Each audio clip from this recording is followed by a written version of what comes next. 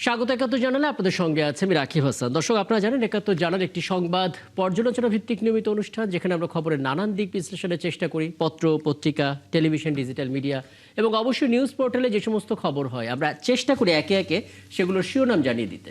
শুধু শিরোনাম জানিয়ে দিই না, আমরা একই সঙ্গে সেই সমস্ত খবরের সঙ্গে যুক্ত মানুষদেরকে আমরা সংযুক্ত করে আমাদের আলোচনা টেবিলে, আমাদের স্টুডিওতে এবং অনলাইন অতিথিরা যুক্ত থাকেন। আমরা তাদেরকে প্রশ্ন করি, উত্তর খোঁজার চেষ্টা করি এবং তারাও আমাদেরকে খবরের গভীরে নিয়ে যান। সেই ধারাবাহিকতায় আজ আমার সঙ্গে স্টুডিওতে আছেন সিনিয়র সাংবাদিক জহুরুল আলম। জহুরুল আলম, আপনাকে আমন্ত্রণ জানাচ্ছি, কৃতজ্ঞতা আমাকে সময়টা দিয়েছেন। এবং আমরা অনেকগুলো বিষয় তো দেখছিলাম, তার ভিতরে ঠিক এই মুহূর্তে যেটা আসলে সবকটি গণমাধ্যমে আলাদা করে শিরোনাম, যে বেনজির দুবাই থেকে ছাড়া পেয়েছে। দুদক জানে না, আমাদের পুলিশ জানে না, ইন্টারপোল কোনো বার্তা দেয়নি, কিন্তু আমরা খবরটা পাচ্ছি, পুলিশ আবার উড়িয়েও দিচ্ছে না। স্বরাষ্ট্রমন্ত্রী বলেছেন ল ফার্ম তৈরি করা হয়েছে, নিয়োগ দেওয়া হয়েছে, তারা একটা সলিউশনের দিকে হাঁটবে।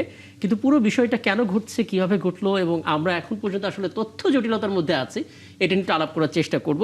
এবং বলে রাখি দর্শক, এই আয়োজনে বিভিন্ন পর্যায়ে ধাপে ধাপে আমাদের অতিথিরা অনলাইনে যুক্ত হবেন এবং তাদেরকে আমরা প্রশ্ন করবো। আর আপনারা তো পুরো আয়োজন জুড়েই থাকবেন। জহুরুল আলম, আপনাকে দিয়ে আলাপটা শুরু করতে চাই।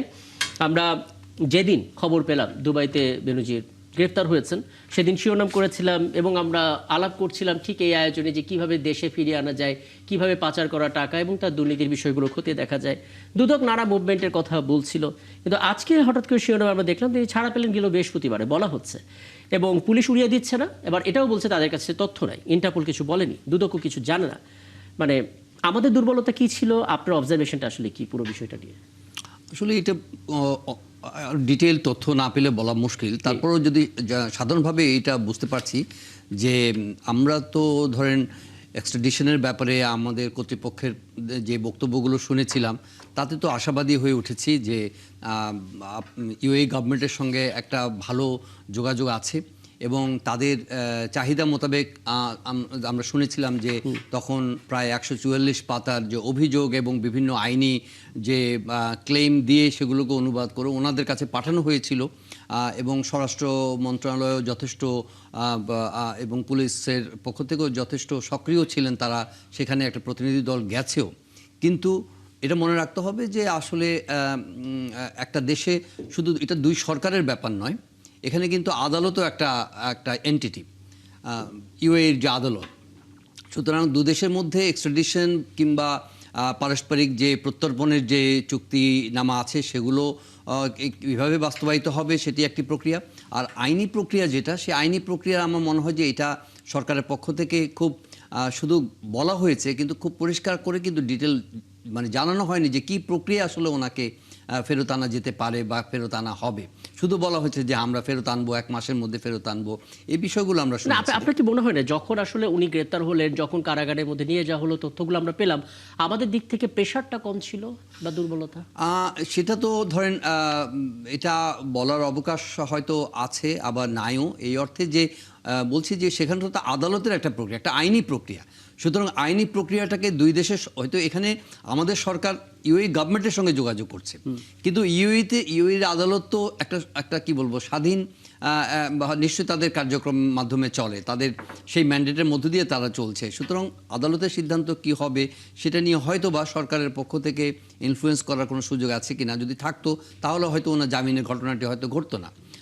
তো আমার মনে হয় যে যোগাযোগের ঘাটতির কথা যেটা বলা হচ্ছে, এটা কিছুটা আন্দাজ করা যায় এইভাবে যে আসলে শুধু মুখের কথাই আমরা শুনেছি, কিন্তু খুব ভিগোরাস কোনো মানে কি বলবো যে ডিপ্লোম্যাটিক বলেন কিংবা পলিটিক্যাল প্রেশার বলেন কিংবা ওভারঅল একটা ইনফ্লুয়েন্স করার যে বিষয় ইউএই গভর্নমেন্টের উপরে, সেটা কিন্তু আসলে দৃশ্যমান হয়নি সেভাবে। শুধু বলা হয়েছে যে সরকারের পক্ষ থেকে তৎপরতা চলছে, 1 মাসের মধ্যে ফিরিয়ে আনা হবে ইত্যাদি।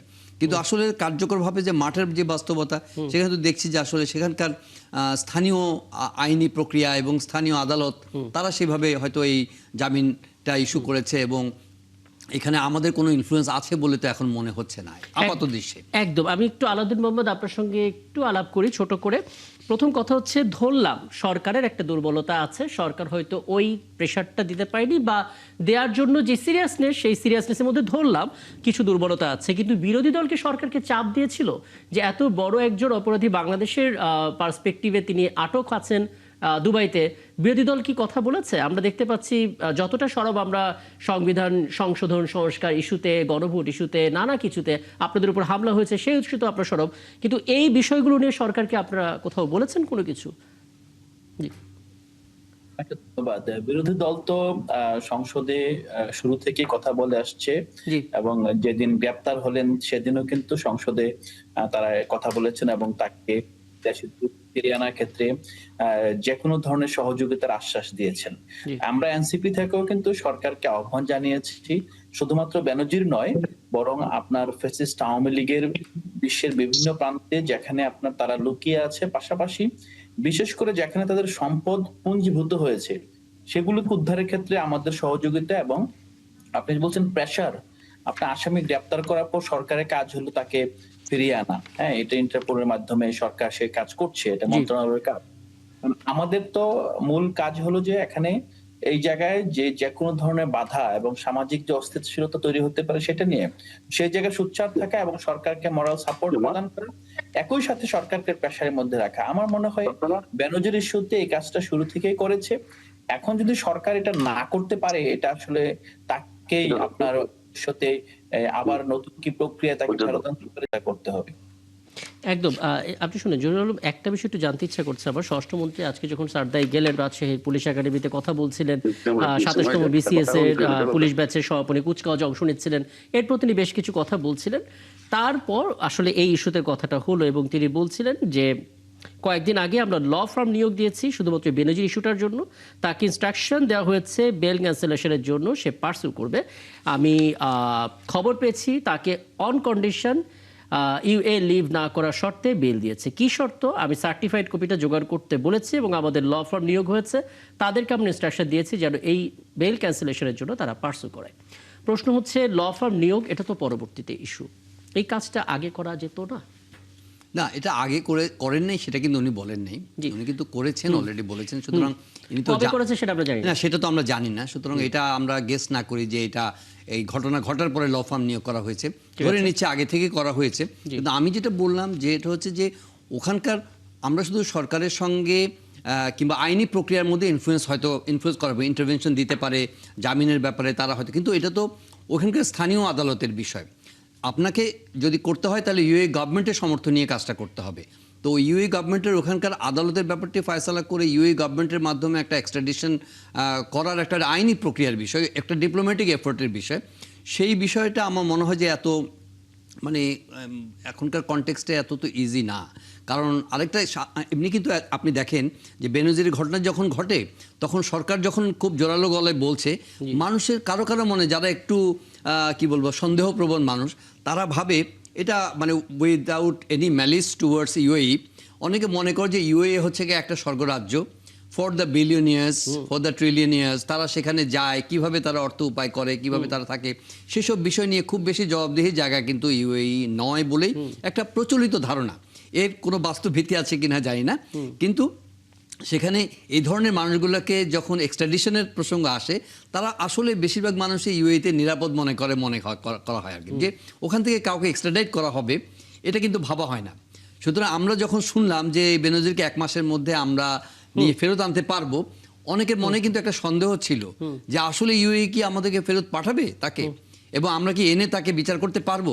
কিন্তু good thing to know that আমাদের স্বরাষ্ট্রমন্ত্রী বলছেন যে উনি ল ফার্ম নিয়োগ করেছেন, ওনার লিগাল ইন্টারভেনশন দেবেন, চাপ প্রয়োগ করবেন, কিন্তু it entirely depends on the goodwill and the legal process of UAE. একদম একদম, মানে ধরা যেহেতু পড়েছে সেই হিসেবে প্রথম ধাপে সাফল্য তো এসেছে, এখন পরবর্তী ধাপটা। আমি একটু খন্দকার বাসুকুর রহমান আপনার কাছে আসি, আমন্ত্রণ জানাচ্ছি, আপনি সময়টা দিচ্ছেন আপনাকে। এবং একটা বিষয় একটু বলবেন, মানে প্রথম কথা হচ্ছে তিনি যখন গ্রেফতার হলেন বেনজির, এখানে কেবল বলা হচ্ছিল তাকে কিভাবে দেশে আনা যাবে সেগুলো নিয়ে সরকার ভাবছে, কিন্তু আজকে আমরা জানতে পারলাম বৃহস্পতিবার তিনি ছাড়া পেয়ে গেলেন, যেটা খোদ পুলিশ কনফার্ম করতে পারছে না আমাদের, আবার উড়িয়েও দিচ্ছে না।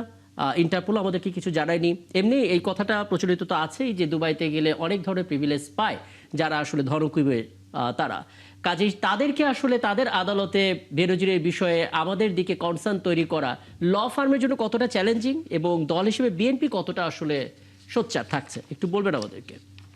মাশরুকুর রহমান। আসসালামু আলাইকুম। ওয়ালাইকুম আসসালাম। জি, আমাকে কি শোনা যায়? আমি পরিষ্কার শুনতে পাচ্ছি আপনাকে, আপনি বলুন। জি, আমি কিন্তু আপনাদের কাউকে দেখতে পাচ্ছি না না। আমি কিন্তু আপনাকে দেখতে পাচ্ছি, আপনি বলুন, আমরা থ্যাংক শুনতেও ইউ সো পাচ্ছি। মাচ। জি, ধন্যবাদ সম্মানিত আলোচকদের আপনাকে। আমি শুনছিলাম বেনজির সাহেবের বিষয়টি নিয়ে আলোচনা হচ্ছে। দেখুন, 15 আগস্টের সাথে যারা জড়িত, আওয়ামী লীগ দীর্ঘদিন ক্ষমতায় থাকার পরও শেখ হাসিনা পার্সোনালি চেষ্টা করেও সকল হত্যাকারীদের দেশে ফিরিয়ে আনতে পারেনি। বিভিন্ন দেশের নিয়ম কানুন কিংবা আইন জটিলতার কারণেও সকলকে ফিরিয়ে আনতে পারেনি। বদরুল হুদা থাইল্যান্ডে একটি শপিং মলে চুরির কারণে গ্রেপ্তার হওয়ার পর থাইল্যান্ড সরকারের সহযোগিতার পর তিনি তাকে ফিরিয়ে এনেছিলেন। তা না হলে তাকেও দেশে ফিরিয়ে আনা সম্ভব হতো না। পৃথিবীর অনেক দেশে মৃত্যুদণ্ড আইনে নাই। সেখানে যেমন কানাডায় যদি একটি লোকের ফাঁসি হয় বাংলাদেশে, সে যদি ওখানে থাকে, কানাডা গভর্নমেন্ট তাকে ফিরিয়ে দিতে বাধ্য নয়। জি, এমনি ভাবে বেনজির মতো একজন অপরাধী, মানবতা বিরোধী অপরাধী, দুর্নীতিবাজ, পুলিশের কলঙ্ক, তাকে দুবাই সরকার আশ্রয় দিয়েছে। তাকে এদেশের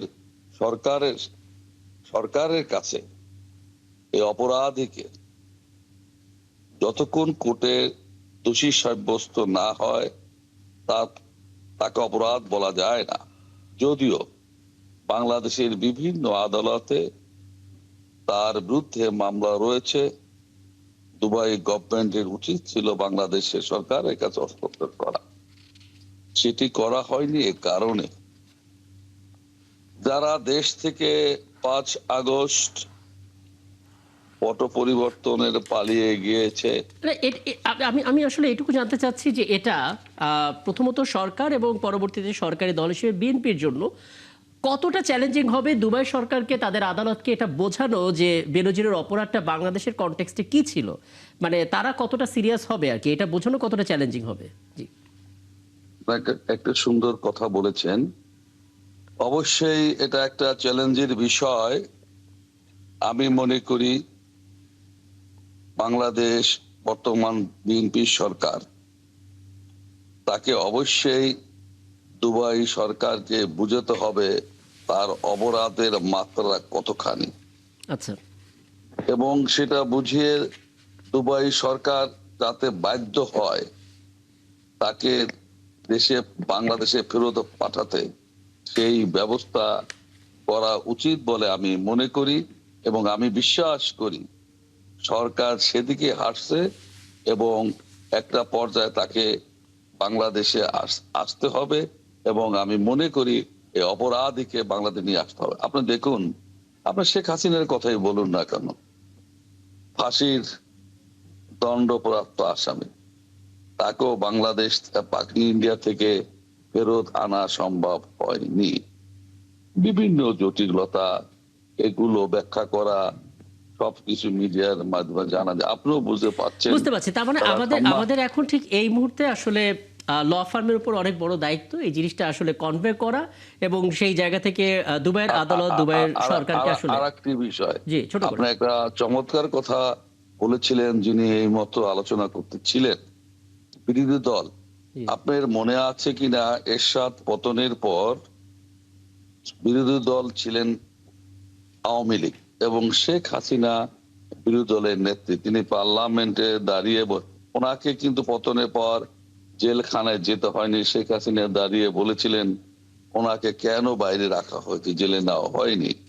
তৎকালীন সরকার দলের প্রধান কিংবা সংসদ নেত্রী বেগম খালেদা জিয়া বলেছিলেন সেদিন পার্লামেন্টের সর্বসম্মতিক্রমে শাসক উনি এরশাদকে জেলে পাঠানো হয়েছিল। আপনি চমৎকার এই যে কথাটি বলেছেন, বিরোধী দল অনেক কিছু বিষয় যেভাবে সোচ্চার, বেনজিরের বিষয়েও এই পার্লামেন্টে আমি একটা জিনিস এই অগস্ট